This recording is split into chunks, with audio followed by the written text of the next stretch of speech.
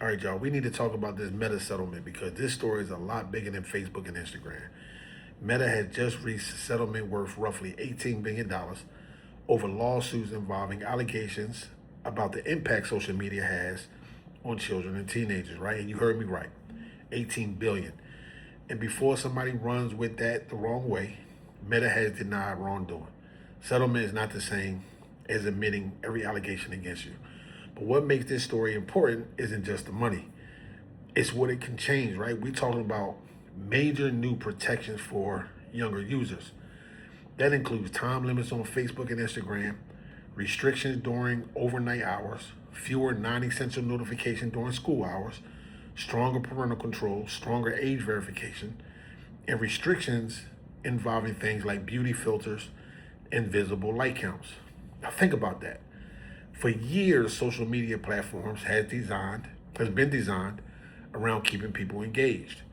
Keep scrolling, keep watching, keep clicking, keep coming back. And now we're seeing pressure from those same platforms to tell younger users, enough, right? Get off the app. But here's where things get really interesting for those of us that's on TikTok. Could TikTok be next? Now, let me be very clear. This settlement does not mean that TikTok just agreed to these same rules, right?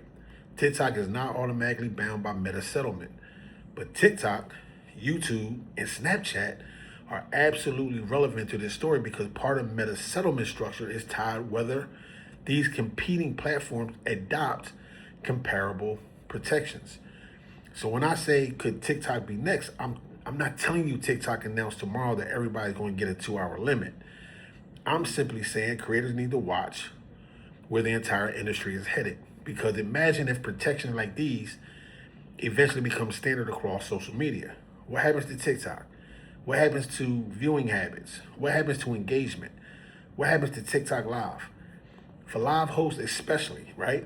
This is something that I want you to pay close attention to because the future may not be about keeping someone in your room for as long as humanly possible. It may become more important to create a room people intentionally choose to come back to. Community is going to become more important. Entertainment becomes more important. Your ability to hold attention becomes more important. But there's another side of the conversation that I think is even bigger, right? Whose responsibility is protecting children online? Is it Meta's responsibility? TikTok's responsibility? YouTube's responsibility? Is it the parents' responsibility? Is it the government's responsibility? Or is the real answer all of them, right? Because here's where I struggle with the argument. Yes, parents absolutely have a responsibility to monitor what their children are doing online.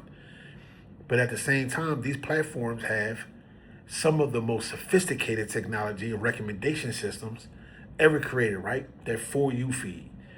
And if grown-ass adults can open TikTok for 5 minutes and somehow still be scrolling an hour later, what do we realistically expect from a 13 or 14-year-old? That's the conversation I think we need to have, right? And there's another issue that nobody's talking about and nobody should ignore. Age verification. Everybody wants platforms to know when someone is underage, right? Okay.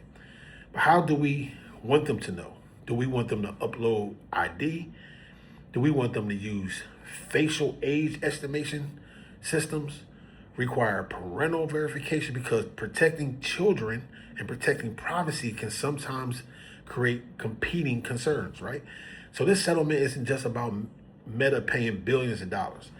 It's forcing a much bigger conversation about how social media should work in the future. And creators, I need you to pay attention. Because when the rules of social media changes for users, eventually the way we create content has to change as well. Now I want to hear from y'all. Do you think TikTok should adopt similar protections for younger users? And more importantly, who is ultimately responsible for protecting kids online? Is it the parents, the platforms, or both? So I need y'all to put it in the comments and share this with another creator because I promise you, this conversation is just getting started. I'll talk to y'all later.